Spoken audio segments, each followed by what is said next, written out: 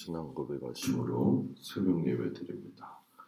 전능하사 천지를 만드신 하나님 아버지를 내가 믿사오며 그 외아들 우리 주 그리스도를 믿사오니 이는 성령으로 잉태하사 동정녀 마리아에게 나시고 본디오 빌라도에게 고난을 받으사 십자가에 못 박혀 죽으시고 장사한 지 사흘 만에 죽은 자 가운데서 다시 살아나시며 하늘에 오르사 전능하신 하나님 우편에 앉아 계시다가 저리로서 산 자와 죽은 자를 심판하러 오시리라. 성령을 믿사오며 거룩한 공예와 성도가 소리교통하는 것과 죄를 사해 주시는 것과 몸이 다히 사는 것과 영원히 사는 것을 믿사옵나이다. 아멘.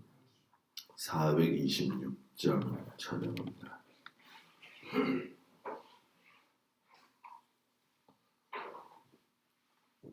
426장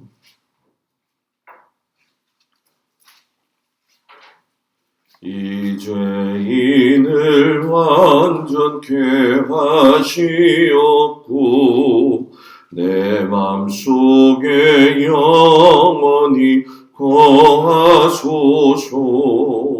죄 가운데 빠졌던 몸과 마음을 흰 눈보다 더이게 하옵소서. 눈보다 더욱 희어지게 고시서서 정결케 하옵소서. 저 보좌에 앉으신 주 예수여, 이 몸 주께 드리니 받으소서. 내 마음과 지식도 드리오니 있는 보다 더이게 하옵소서. 눈보다 더욱 희어지게 고시서서 정결케 하옵소서. 괴상하신 말 앞에 엎드려서 날 깨끗게 하시기 원합니다. 날 정결케 하는 피 미사오니 있는 보다 너희게 하옵소서. 눈보다 더욱 희어지게 고시서서 정결케 하옵소서. 아멘.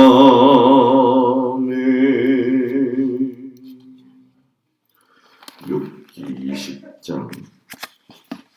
1절에서 11절까지 말씀을 보도록 합니다.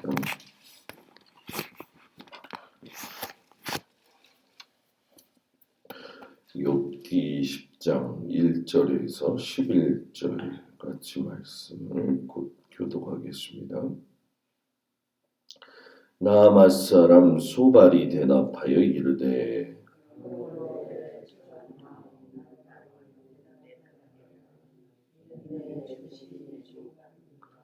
내가 나를 부끄럽게 하는 책망을 들었으므로 나의 슬기로운 마음이 나로 하여금 대답하게 하는구나.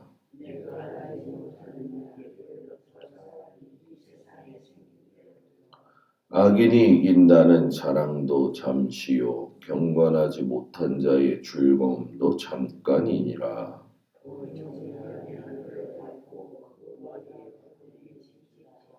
자기의 똥처럼 영원히 망할 것이라. 그를 본 자가 이르기를 그가 어디 있느냐 하리라.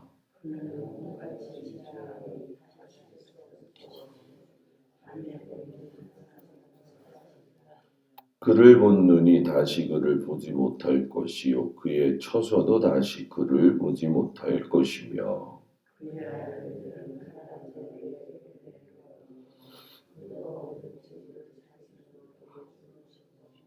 그의 귀골이 청년같이 강장하나 그 기세가 그와 함께 흙에 누우리라. 아멘. 거룩한 주일 주님 앞에 온 성도들을 축복합니다. 엘리바스에게서 시작이 되고 또 빌다시 계속적인 욥에 대해서 이야기를 한 거 아마 기억나실 겁니다. 그거에 대해서 욥이 너무 화가 나가지고 자기의 심정에 대한 부분을 이야기하면서 친구들한테 좀 마음에 있는 소리를 좀 했지요. 너희가 나의 마음을 괴롭게 하는구나. 하나님만이 나의 대속자가 되신다. 아마 기억나실 거예요. 그런데 오늘 말씀을 보니까 그 말을 들었던 세 번째 친구인 나아마 사람 소발이 화딱지가 난 거예요. 쉽게 설명하면. 야, 네가 그런 꼴을 당하면서 우리들한테 뭐예요? 훈계할 수 있느냐. 그러니까 쉽게 설명하면 지금 소발이 분노가 치밀어 오른 거죠. 사람이 분노를 잘 다스리는 것이 또 그 사람의 됨됨이 중에 하나잖아요. 사람의 분노가 강하면 강할수록 하나님의 의를 이루기가 참 어려운 것 같아요. 이제 욥의 책망을 듣고 나니까 그 마음에 좀 화가 난 소발이 막 이야기를 하는데 그 말의 이야기 강도가 욥이 당하고 있는 그 마음의 아픔을 덧나게 할 정도였다. 우리가 상처가 덧났다 이런 얘기하는 것처럼 마음의 상처를 매우 덧나게 하는 것이 소발의 이야기죠. 그러니까 비난이 더 심해진 거죠. 그 소발의 마음속에는 이런 마음이 있어요. 야, 이런 결과가 왔는데 너가 너의 죄를 인정하지 않아? 이런 마음이 있다 보니까 당장 욥도 욥이겠지만은 그 자신의 주장에 대한 관철을 인정하지 않는 그 욥에 대해서 분노를 바라면서 그 중심이 조급해지기 시작을 한 거죠. 욥이 죄를 고백해야 되는데 고백하기는커녕 욥 스스로가 자신의 결백을 주장하는 그 모습에 소발이 격분을 했다는 거예요. 조금 좀 이해는 안 가는 이야기지만 또 얼핏 보면 우리 삶에서 또 이해가 되는 거죠. 그래서 3절에 보면은 소발이 그런 얘기를 해요. 내가 나를 부끄럽게 하는 책망을 들었으므로 이 얘기가 무엇이냐면은 너가 하는 말에 의해서 내가 모욕감을 느꼈다. 이런 이야기가 되는 거죠. 이 흥분해 가지고서는 소발이 욥을 갖다가 막 이야기하는 그 모습을 보게 되어지면 결국 너가 모욕받은 게 아니라 내가 모욕받았기 때문에 화가 난다는 거예요. 내가 이렇게 너한테 좋은 얘기했고 친구들이 이 정도 얘기했으면 알아들을 만도 한데 네가 알아듣지는 못하는 망정 우리들한테 이것을 더 어렵게 만들어 우리를 갖다 타박을 해? 이런 얘기죠. 근데 실상 욥이 얘기하는 게 틀린 말은 아니잖아요. 그죠? 욥이 얘기하는 것이 그 하나님과의 관계 속에서 문제를 자꾸 찾으려고 하는 건데 관점도 좀 달랐지만 이 욥의 옳은 말을 사람은 다 그런 것 같아요. 아무리 사람이 좋고 옳은 말을 들었다 할지라도 자존심 때문에 그것을 모욕으로도 받아들일 수 있다라고 하는 걸 이 소발을 통해서 볼 수가 있죠. 그러니까 내가 자존심이 세. 이거는 하나님보다 내가 더 세. 이런 뜻이거든요. 너가 좋은 말 했지. 그런데 나 기분 나빠. 이거는 결국 그 사람 스스로가 자존심을 내세운다는 건 아니 목사님 사람이니까 자존심 내세워야 되지 않냐고. 자존심이라고 하는 게 있고 똥꼬집이라는 게 있거든요. 근데 이 자존심과 똥꼬집의 차이는 결국 자존심도 격이 있다라는 거예요.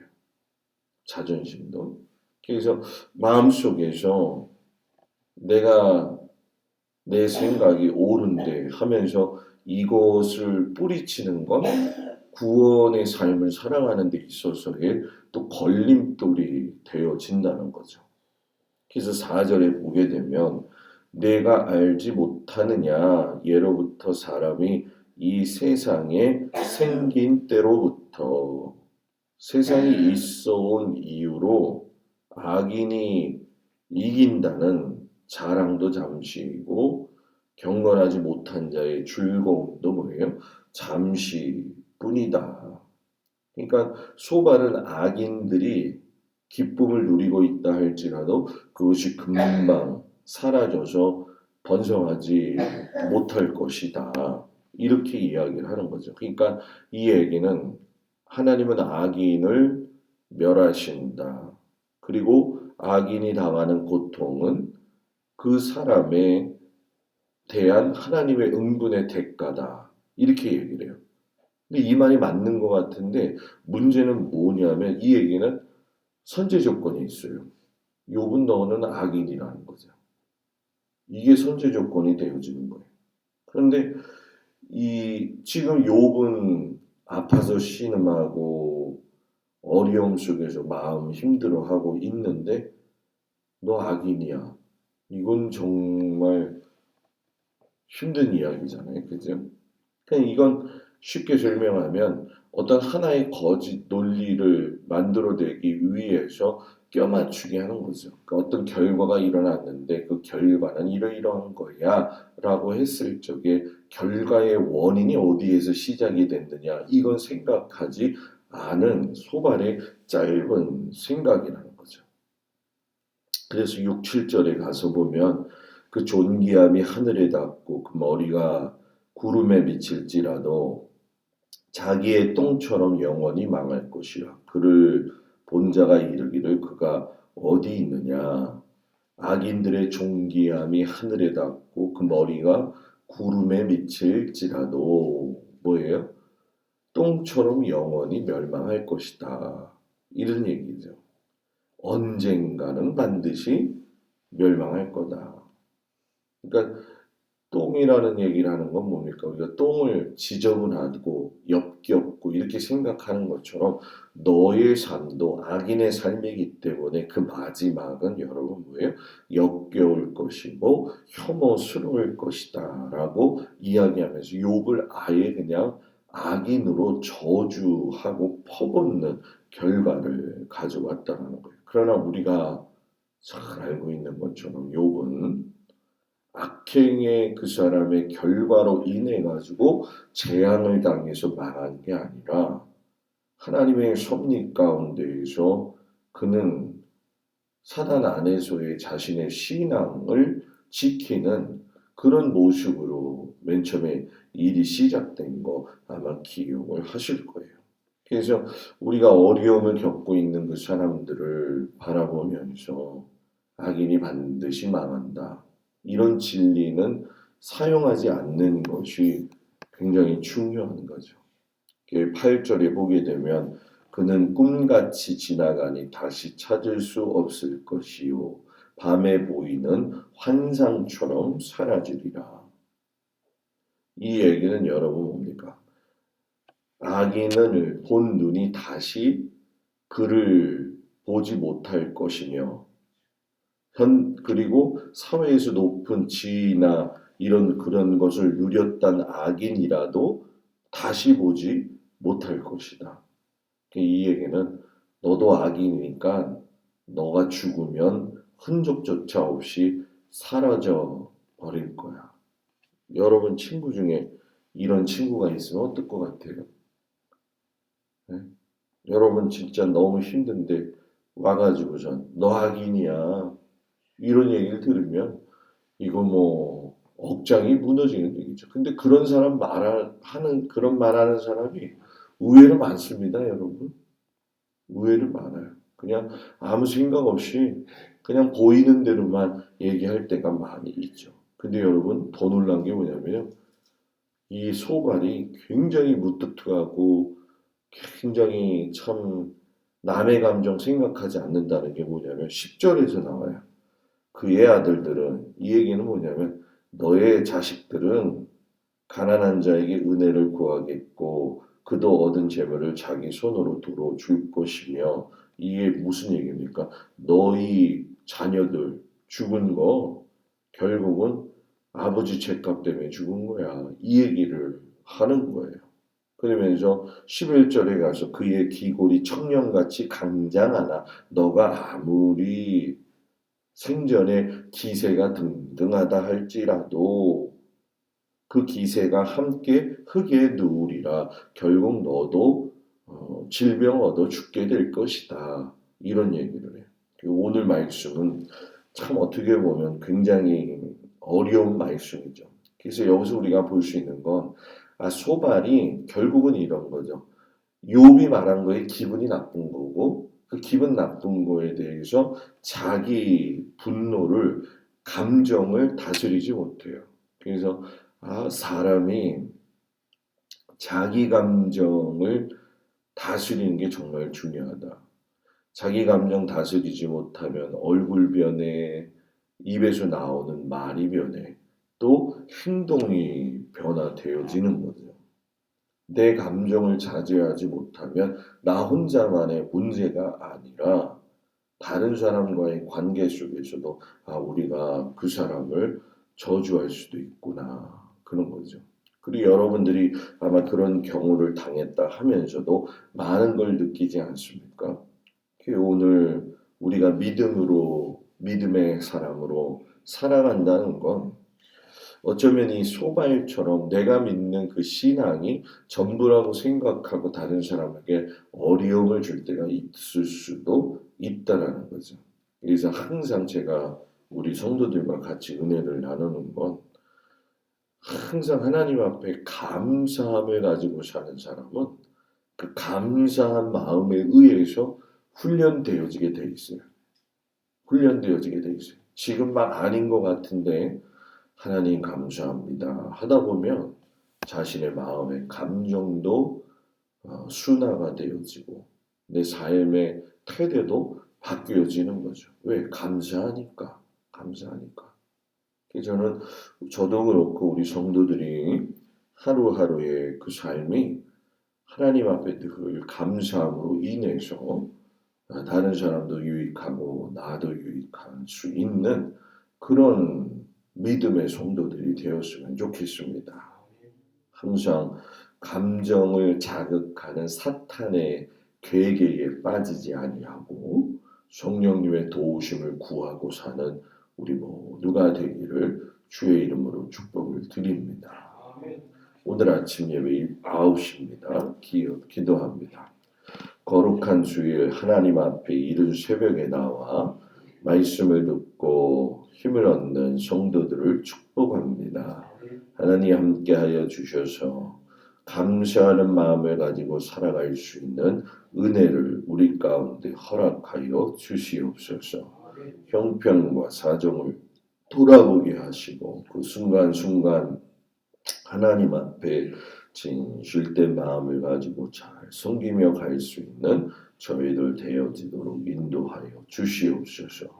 오늘 하루도 주님 앞에 예배드림에 감사하고 또 살아가는 그 삶의 현장을 주님 함께 하심에 감사하고 또 가정과 자녀들 위에도 함께 하심에 감사드리면서 늘 주님 앞에 그 주신 그 삶을 지혜롭고 윤택하게 살아가는 귀한 믿음의 백성들 되게 하여 주옵소서.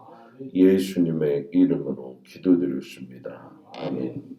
하늘에 계신 우리 아버지여 이름이 거룩히 여김을 받으시오며 나라의 마음이며 뜻이 하늘에서 이루어진 것 같이 땅에서도 이루어지이다. 오늘날 우리에게 일용할 양식을 주옵시고 우리가 우리에게 죄 지은 자를 사하여 준 것 같이 우리 죄를 사하여 주옵시고 우리를 시험에 들지 말게 하옵시며 다만 악에서 구하옵소서. 나라와 근세와 영광이 아버지께 영원히 있사옵나이다. 아멘.